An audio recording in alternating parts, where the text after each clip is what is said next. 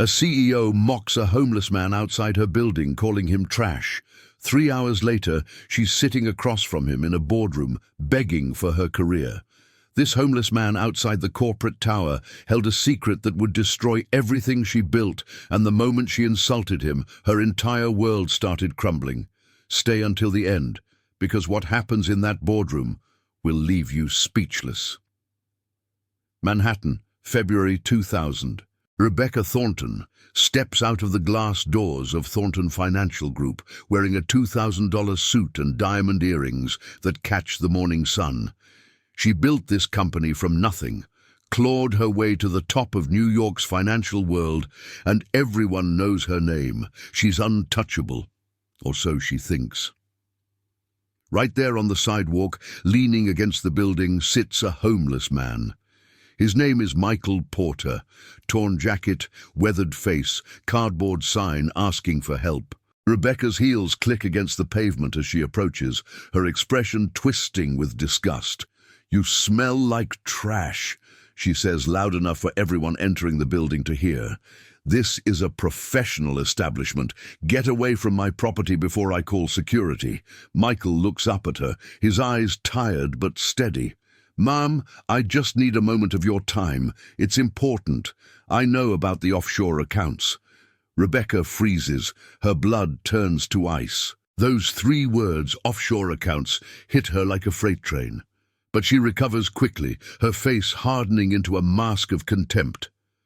"I don't know what you're talking about, and I don't care. You're a bum trying to scam me. Security." 2 guards rush over and grab Michael by the arms, dragging him away from the entrance. He doesn't resist, doesn't fight back, just keeps his eyes locked on Rebecca. "You'll regret this, Mrs. Thornton. You have until noon." Rebecca dismisses him with a wave and storms into her building, her heart pounding. How could a homeless man possibly know about the offshore accounts?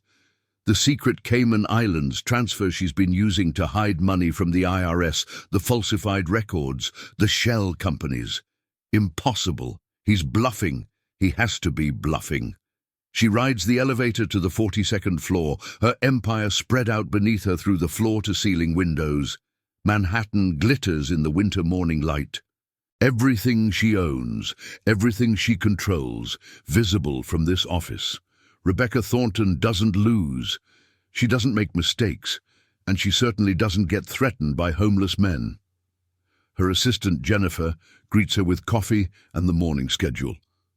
"Mrs. Thornton, you have the board meeting at 10, lunch with the Deutsche Bank executives at 1, and the SEC representative requested a call this afternoon." Rebecca barely hears her. Her mind keeps circling back to Michael Porter on the sidewalk.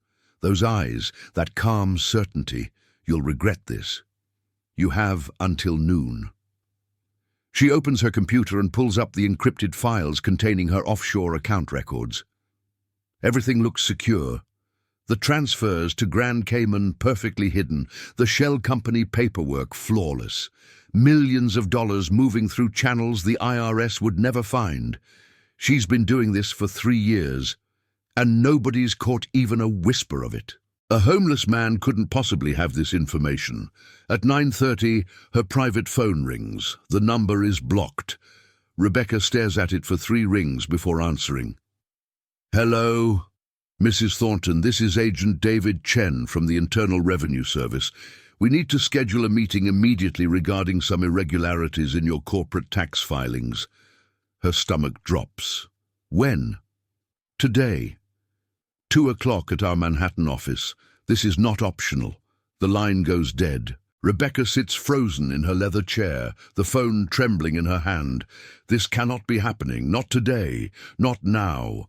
The board meeting in 30 minutes will determine the future of a $50 million merger. The Deutsche Bank lunch could secure international expansion. And now the IRS wants to meet about irregularities. She thinks about Michael Porter. You have until noon. It's currently 9:45. "What did you do to me?" she whispers to the empty office. Jennifer knocks and enters. The board members are gathering in the conference room. Rebecca forces herself to stand, to smooth her suit, to become the CEO everyone expects. She walks into that boardroom with her head high, ready to command the meeting about the merger with Sterling Investments. 12 board members sit around the mahogany table, but there's a 13th person, sitting at the far end, clean-shaven, wearing an immaculate navy suit and gold cufflinks. Michael Porter. Rebecca's knees nearly give out. She grabs the back of a chair to steady herself, her face draining of all color. What is this? What is he doing here? Board member Gerald Hastings stands up, smiling.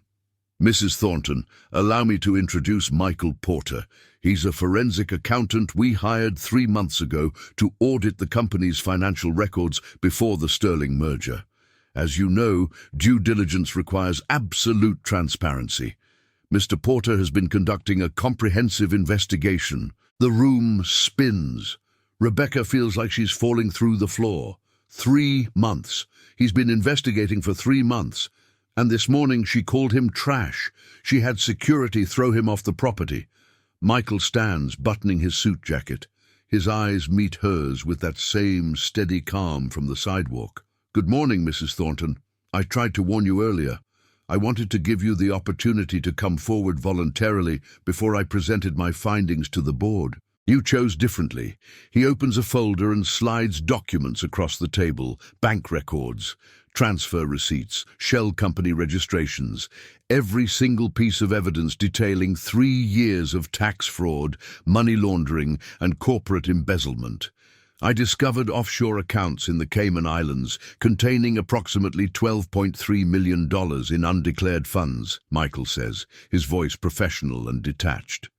Multiple shell companies registered under false names. Systematic manipulation of corporate records to hide asset transfers, and evidence suggesting Mrs. Thornton has been personally enriching herself at shareholder expense. The board members lean forward, reading the documents with growing horror. Gerald Hastings removes his glasses, his face grave. Rebecca, is this true? She can't speak. Her mouth opens, but no words come out. The confident, powerful CEO who walked into this room 3 minutes ago has completely vanished, replaced by a terrified woman watching her entire life explode. I gave you until noon to turn yourself in, Michael continues. That would have been the honorable choice. Instead, you had me physically removed from the premises and publicly humiliated me. So now we do this the hard way. Jennifer bursts through the door, her face pale. Mrs. Thornton, there are federal agents in the lobby. They have a warrant. Rebecca collapses into the nearest chair. Federal agents, the IRS investigation, the board knowing everything, the merger dead, her reputation destroyed, all of it happening simultaneously, a perfect storm of consequences. Michael Porter walks around the table and stops beside her chair. He leans down, speaking quietly enough that only she can hear. I was never homeless, Mrs. Thornton. But I spent 2 weeks observing you from that spot on the sidewalk, watching how you treated people you considered beneath you. Delivery workers, custodial staff, anyone you thought didn't matter. This morning was a test. You failed spectacularly. The federal agents enter the conference room, badges out. Rebecca Thornton, you're under arrest for tax evasion, money laundering, and securities fraud. She barely feels the handcuffs clicking around her wrists. The board members won't look at her. Jennifer is crying in the hallway. Everything Rebecca built over 15 years, every achievement, every triumph, every carefully constructed piece of her empire, crashing down because she couldn't show basic human decency to someone asking for help. As the agents lead her toward the elevator, she passes the framed photographs lining the hallway. Rebecca Thornton receiving the Businesswoman of the Year award. Rebecca Thornton shaking hands with the mayor. Rebecca Thornton on the cover of Forbes magazine, all of it meaningless now. Michael Porter stands in the conference room doorway, watching her go. Their eyes meet one final time. I really did just need a moment of your time this morning, he says. You could have avoided all of this. The elevator doors close. Rebecca stands between two federal agents, her reflection staring back at her from the polished metal. The woman looking back is a stranger. Someone who let power and success turn her into exactly the kind of person she once despised. Someone who forgot that every human being deserves respect, regardless of their circumstances. Someone who learned the hardest possible lesson about consequences. The lobby is full of employees staring in shock as their CEO is paraded past them in handcuffs. Camera phones flash. By tonight, this will be national news. By tomorrow, every business publication in America will be running the story. The fall of Rebecca Thornton, the CEO who insulted a homeless man who turned out to be the forensic accountant investigating her crimes. Outside, news cameras are already setting up. Reporters shouting questions. The morning sun feels too bright, too harsh. 3 hours ago, Rebecca Thornton walked out of this building on top of the world. Now she's being loaded into a federal vehicle, facing decades in prison. Michael Porter's investigation was flawless. Every offshore account traced. Every shell company exposed. Every falsified record documented. The evidence is overwhelming and irrefutable. But what destroys Rebecca most isn't the legal consequences. It's knowing that if she had just treated him with basic human kindness that morning, he would have given her the chance to surrender voluntarily, to cooperate, to potentially minimize the damage. Instead, she chose cruelty. She chose contempt. She chose to call another human being trash. The Sterling merger collapses within hours. Thornton Financial Group's stock plummets. Major clients immediately terminate their contracts. The company Rebecca spent 15 years building begins dissolving before the federal vehicle even reaches the courthouse. Jennifer finds the resignation letter Rebecca kept in her desk drawer, the one she wrote years ago when she still believed in doing the right thing, when she still remembered where she came from. It's dated 1997, 3 years before everything fell apart. If I ever become the kind of person who values money more than people, the letter says, I need to walk away. Rebecca never walked away. She kept climbing, kept accumulating wealth and power, kept pushing aside anyone who got in her way. And now, sitting in a federal holding cell, waiting for arraignment, she finally understands the cost.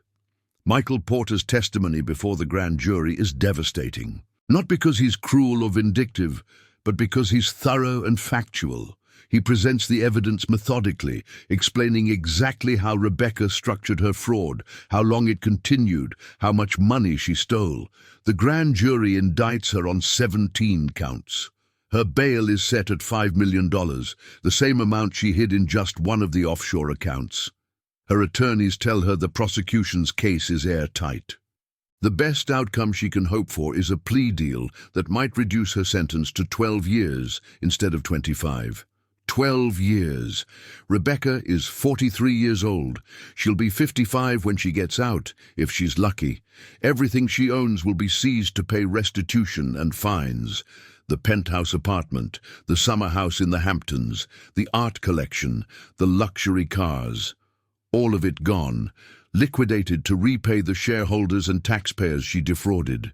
But sitting in that cell, Rebecca realizes the thing she regrets most isn't losing the money or the status. It's the look in Michael Porter's eyes on the sidewalk when she called him trash. That moment of cruelty, that choice to demean another human being, that's what she can't take back. The trial lasts 6 weeks. The evidence is so overwhelming that Rebecca's attorneys advise her to plead guilty. She does, hoping for mercy from the judge. At sentencing, the prosecutor reads a statement from Michael Porter. He doesn't attend in person. He doesn't need to. His words are enough. Mrs. Thornton had every advantage in life, the statement says. Education, opportunity, success. She chose to use those advantages to break the law and enrich herself at others' expense. But more than that, she chose to treat people with contempt. I've investigated dozens of white-collar criminals. Most show remorse when caught. Mrs.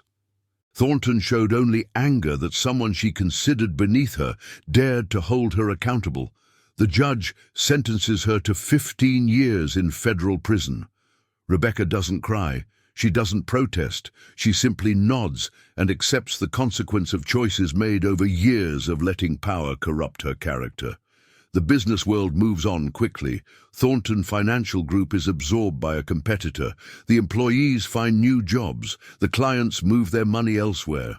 Within 6 months, it's like Rebecca Thornton's empire never existed. But the story doesn't end there. Because 3 years into her sentence, Rebecca receives a letter. It's from Michael Porter. She stares at the envelope for a long time before opening it. Inside, handwritten on simple paper, is a message that changes everything. Mrs. Thornton, I want you to know, I took no pleasure in what happened. My job was to find the truth, and I did. But I also want you to know that I believe people can change. I've seen your letters to the parole board expressing genuine remorse. I've read about the financial literacy classes you're teaching to other inmates.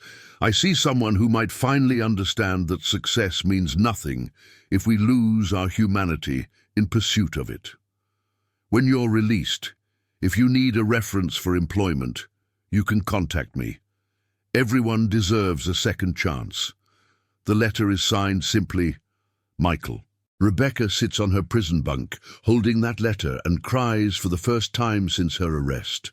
Not because of the offer of help, though that means more than she can express, but because someone she treated with such cruelty is showing her more grace than she ever showed anyone else. Over the next 12 years, Rebecca transforms. She earns a degree in social work through the prison education program.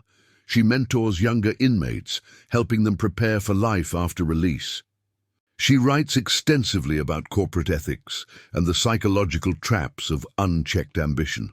When she's finally released at age 55, Rebecca Porter, she changed her last name legally, starts working at a non-profit that helps formerly incarcerated people find employment and housing. The work pays a fraction of what she once earned. She lives in a modest apartment in Queens. She takes the subway to work every morning.